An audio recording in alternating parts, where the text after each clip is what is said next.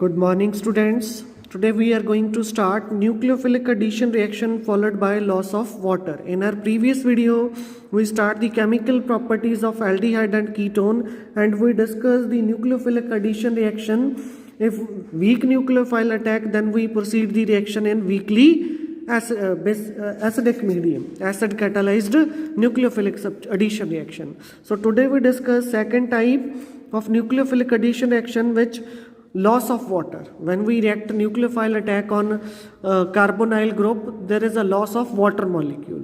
Clear? So first, when weak nucleophile, especially ammonia derivatives, so aldehyde and ketones react with a large number of ammonia derivatives in weakly acidic medium to form a compound containing carbon nitrogen double bond with the elimination of water molecules. So the reaction is reversible and is catalyzed by acid. The equilibrium favors to the product formation due to the rapid dehydration of the intermediate to form a carbon double bond nitrogen. So first addition of ammonia derivatives. So when carbonyl compound react with ammonia derivative, so Z may be any group or derivative, ammonia derivative. So it form a first addition product, tetrahedral addition product, H attached to oxygen and nitrogen, ammonia derivative attached to the carbon atom. Because this oxygen gain electron and it be as a negative charge, it be as a positive charge. So here hydrogen goes to oxygen atom and other remaining component attached to the carbon atom. Further, when we add acid, during the presence of acid, there is water molecule release and the formation of double bond between carbon and nitrogen. So the mechanism is same like a acid catalyzed reaction, a nucleophilic addition reaction, because first carbonyl group get protonated, then further attack of ammonia derivative. So let us take the examples. So reaction with hydroxylamine, NH2OH. When hydroxylamine react with acetaldehyde or acetone, here acetone molecule we also take. In the presence of acid, we obtain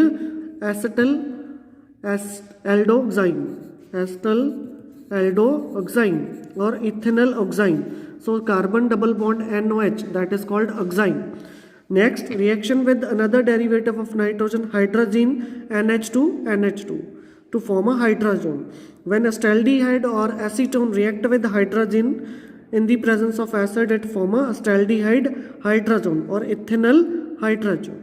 Next, reaction with phenyl hydrazine C6H5NH2 to give a phenyl hydrazone. So when we react ketone or aldehyde with phenyl hydrazine in the presence of acid, it will form acetaldehyde phenyl hydrazone or ethynyl phenyl hydrazone. Next, reaction with 2,4-dinitrophenyl hydrazine to give 2,4-dinitrophenyl hydrazone. So when we react acetaldehyde or acetone with 2,4-dinitrophenyl hydrazine in the presence of acid, it form a acetaldehyde 2,4-dinitrophenyl hydrazone, gene to zone. Next, reaction with semicarbazite, its formula is NH2NHCONH2. Similar to like a urea, semicarbazite in the presence of acid, it form a semicarbazone with the loss of water molecule. Clear? Next, reaction with ammonia. When ammonia react with acetaldehyde to form this addition product, further loss, it form a imine. Upon warming, it form a imine product, acetaldehyde. Its name is acetaldehyde. When we react a 6 molecule of formaldehyde with ammonia, it form a eutropine, which is called RDX, which further react with the nitric acid to form a RDX, research and development explosive substance. So next, reaction with primary amine. So when we react aldehyde or ketone with primary amine in the presence of catalytic amount of acid, it form a azomethines. Which is here reagent, they are Schiff base, which is very useful component, Schiff base or anil reagent. Next, reaction with PCl5. When we react carbonyl group with PCl5, it form a gem dihalide because two halide group attached to the same carbon atom. Clear? Along with phosphorus oxychloride. Next is oxidation reaction. Oxidation of aldehyde and ketones. We know that aldehydes are differ from ketones in their oxidation reaction because aldehyde are easily oxidized to acid due to presence of a hydrogen atom on carbonyl compound. Due to presence of hydrogen atom on a carbonyl compound with common oxidizing agent like a KMnO4, potassium dichromate, they are easily changes into carboxylic acid which have same number of carbon atom as a aldehyde. The number of carbon atom same as the starting material. But ketones are not easily oxidized because no hydrogen atom present on carbonyl group. They are only oxidized under a drastic condition, means with powerful oxidizing agents such as concentrated KMnO4, acidified KMnO4 or potassium dichromate at elevated temperature, because ketone undergo the cleavage of carbon-carbon bond to give a carboxylic acid which is less than carbon atoms than the original ketone. Clear? In this case, when we oxidize ketone in the presence of strong conditions, strong oxidizing agent, it will give formic acid as well as acetic acid. Formic acid as well as acetic acid. This carbon is 1 less, it is 2 less carbon form a carboxylic acid. In first reaction, that is a symmetrical ketone. If we oxidize unsymmetrical ketone, the cleavage occur, keto group stays preferentially with the smaller alkyl group according to Pfaff's rule. So here take example. When we oxidize this molecule, there are two ways.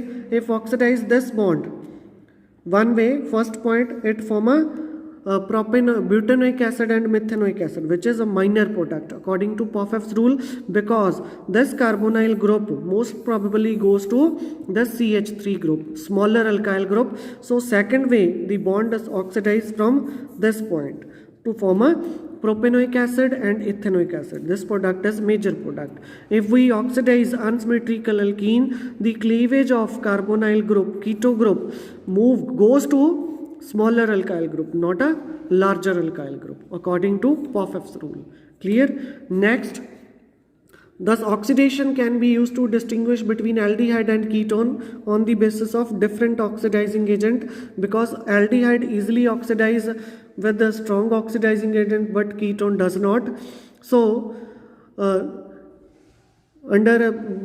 aldehyde also oxidize even a mild oxidizing agent like a Tollens reagent, filling solution, Bandet solution.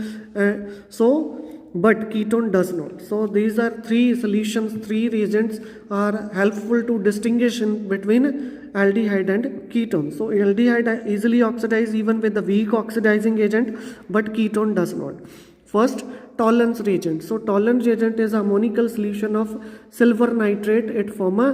It is prepared by adding ammonium hydroxide solution to a silver nitrate to form a PPT. Silver oxide first formed, then it get dissolved to form a complex of silver. It is called a Tollens reagent. Clear?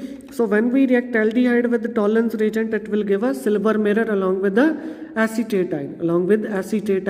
So silver mirror test indicate the presence of aldehyde group. So Tollens reagent react with aliphatic as well as aromatic aldehyde to reduce the Tollens reagent. But ketones does not give this test. So we distinguish aliphatic or aromatic aldehyde from ketone by this test. Because if we put Tollens reagent in aldehyde, it will give a silver mirror. If we add in ketone, it does not give any reaction. Second is filling solution. There are two types of filling solution. Filling solution A, that is aqueous solution of copper sulfate, and filling solution B, it is a aqueous solution of potassium tartarate or Rosley salt. Alkaline solution of potassium tartrate. When we add equimolar mixture of filling solution A and B in aldehyde, it form a red-brown precipitate of cupric oxide. So filling solution react only with aliphatic aldehyde, does not react with aromatic aldehyde or ketones. It does not reduce aromatic aldehyde and ketones.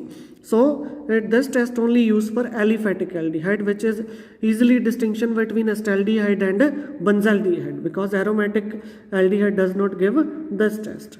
Next, banded solution. It alkaline solution of cupric ion complex with citrate ion. This also form a red brown precipitate with aliphatic aldehyde. It is used only for aliphatic aldehyde like a filling solution test. Next, oxidation with sodium hypohalite or haloform reaction or haloform test.